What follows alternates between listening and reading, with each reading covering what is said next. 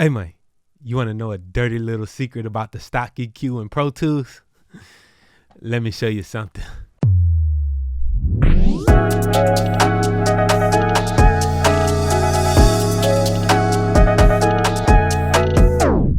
What's up, YouTube? Welcome back to the channel.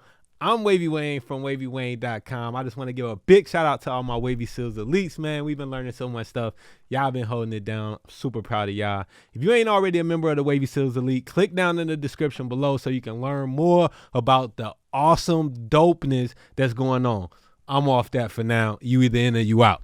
If you're new to the channel, I just want you to know that this place is all about helping you to record and mix better and faster. So go ahead and hit that subscribe button right now before we jump into this dope little video that I got for you. It's going to be a quick one, but a goodie, all right? There's a little secret inside the stock EQ and Pro Tools, and I figure I'll show it with y'all and share it with y'all. Show it to you and share it with you. You know what the hell I'm saying, man? I'm going to tell you something about the EQ that you probably didn't know.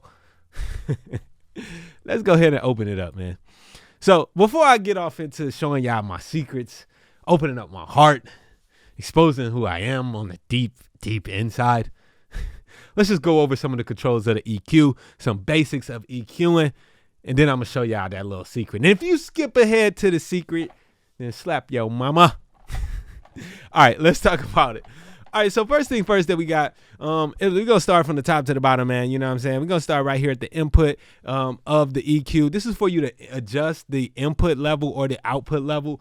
Think about the EQ as a actual a gain-based processor, so that anything you do in here is going to either increase the overall level of your signal or decrease the overall level of your signal. Now, a lot of EQs don't have input and output gain makeups, but it's cool that they included it here because, you know, you never know. So if a signal is coming in too hot into the EQ, you kind of clip it before you even get in here. It may be good to kind of adjust that input and back it off some, or adversely, if it's too low, you can go ahead and boost that signal up a little bit to kind of get the best out of it. But you see that they're more leaning towards you getting reducing that signal than actually boosting it. Same thing with the output as well, man. You can boost by 6 dB, cut by 20 dB. So if you're adding frequencies to your signal, their signal is going to ultimately get louder. You may want to go ahead and reduce some of the overall level after you've added or boosted certain frequencies. So definitely keep that in mind. EQ is a gain-based tool.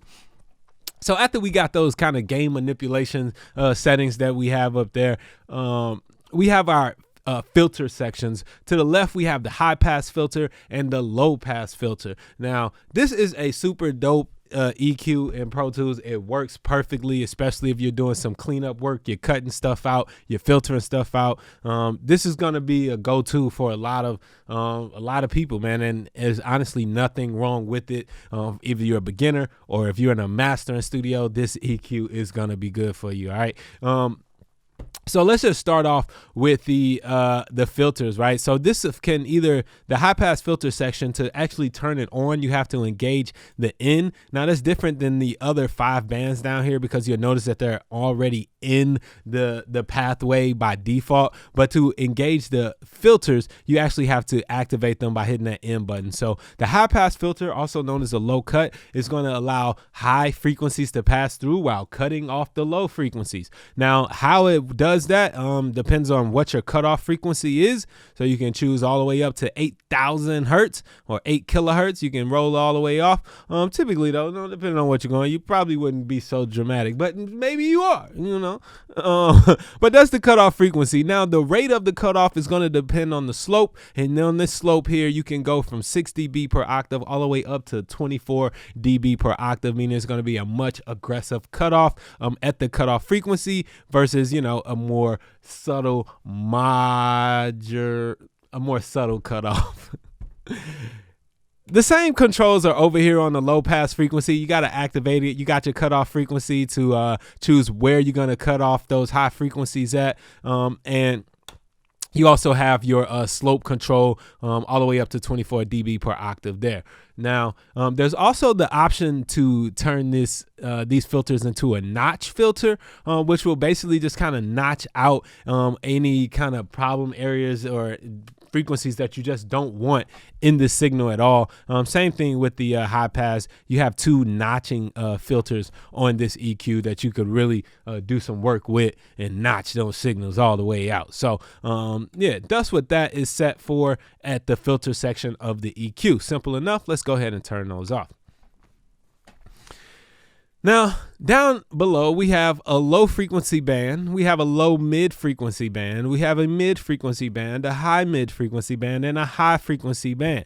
Now, one thing to note is that the high frequency and the low frequency both default as shelving EQs, while the other bands here in the middle all are fixed to being a bell curved EQ. Now the high frequency can also be a bell curve EQ, and so can the low frequency, but they default to being shelving EQ. Now a shelving EQ basically boosts or attenuates frequencies evenly at a certain point. So after at 6 kilohertz and higher, those frequencies will be boosted or attenuated evenly. And of course we do have our Q control, which adjusts the slope and determines how aggressively that cutoff is going to be. All right.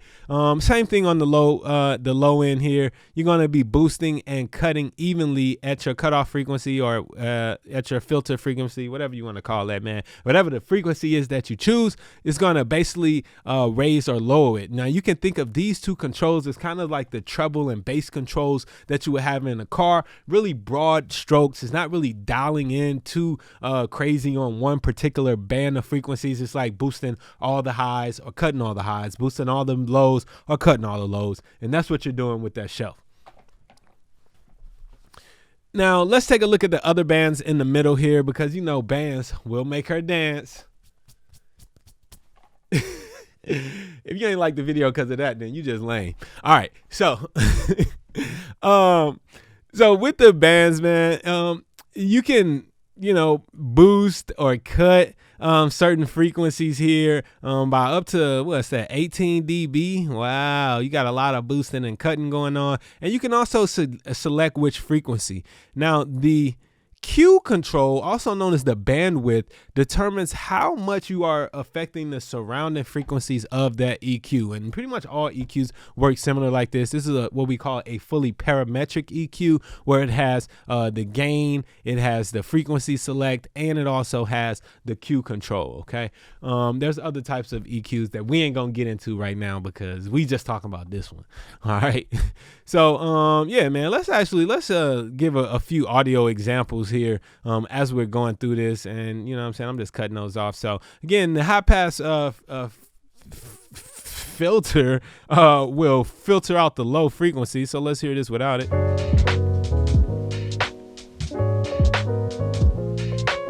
I should probably put my headphones on. All right, and then if I turn this on, we'll hear low frequency's gone. Right, and you see how we kind of clip in there. That's why it might be good to actually back off some of this input by a couple of dB, and maybe even back off the output a little bit too, just because, you know, stuff happens inside the EQ. All right, my low pass filter is going to cut off or filter off the high frequencies.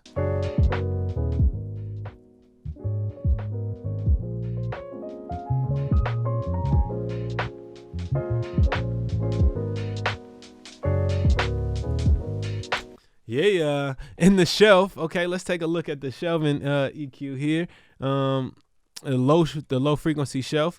We'll start off with it neutral, and then we'll do a little boost and cut to increase the bass or the treble. Or, you know, then we're gonna, well, with this one it's just gonna be the low frequencies.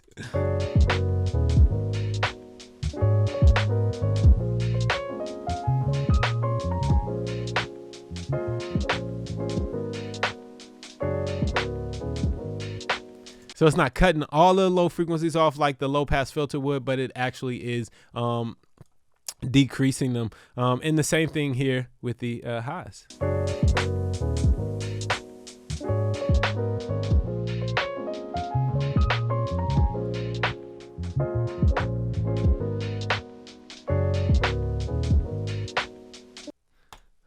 Pretty cool, right? EQ is a great tool. All right, and then we have, let's go with this mid-range band. Now you can boost or cut very narrowly, and you can select the frequencies and from a wide range of frequencies here. We got the mid-frequency band. Let's hear it though.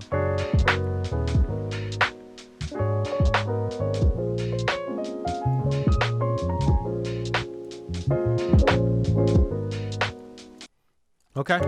So you get the point. The wider the Q is, the lower the Q is, the more surrounding frequencies you are affecting, while the tighter your Q is, you're really affecting just a more narrow band of frequencies and leaving the rest alone.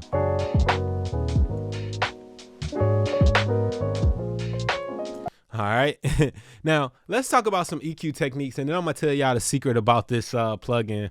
One technique that people often use when working with an EQ, and I used to use this all the time, is to actually do the boost and cut method, especially when you're starting out and you don't really know what it is that you're hearing. Like, I don't know what frequency this is. I don't know what sounds bad. I don't know where to boost or cut. I don't know how to use the EQ, right? So what you would do, what you could do is potentially go ahead and boost a little frequencies, you know, maybe about 8 dB or so, and then sweep through the band, right, by adjusting the frequency, and listen for stuff you don't like. When you find something that you don't like and you find exactly where it's at, then you can go ahead and dip that frequency out, and most of the time you're going to tighten the Q up to only affect a narrow band of those frequencies. When you're doing that, you'll have it to be a little bit wider so that you can hear, because if you got it super tight, you ain't gonna be able to really hear what you're doing there. All right, so that's one method, and let's just see how that might work.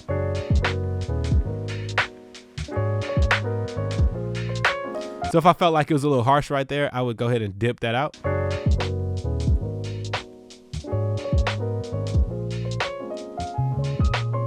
Okay, just as easy as that.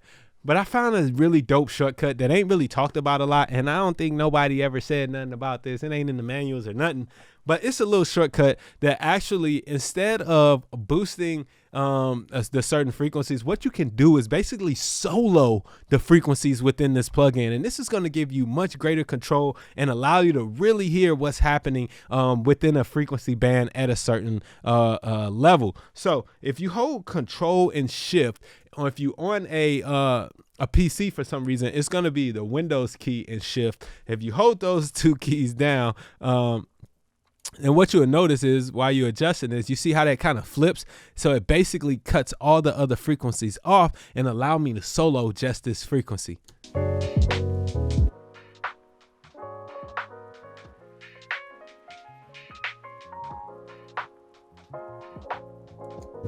Right?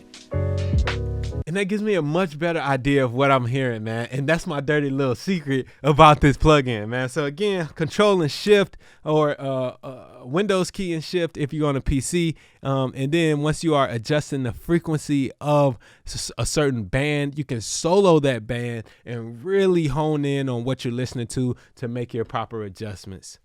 Now, I know that some more higher end EQs have this control built in, and they make it really easy for you to know exactly how to do that, but ain't no need to go and spend $300-400 on that EQ when you can do the same thing right here inside the stock EQ that already came with your Pro Tools. All right, if you like this video, found it helpful, make sure you hit a big thumbs up and hit the big red button down there that says subscribe to your boy.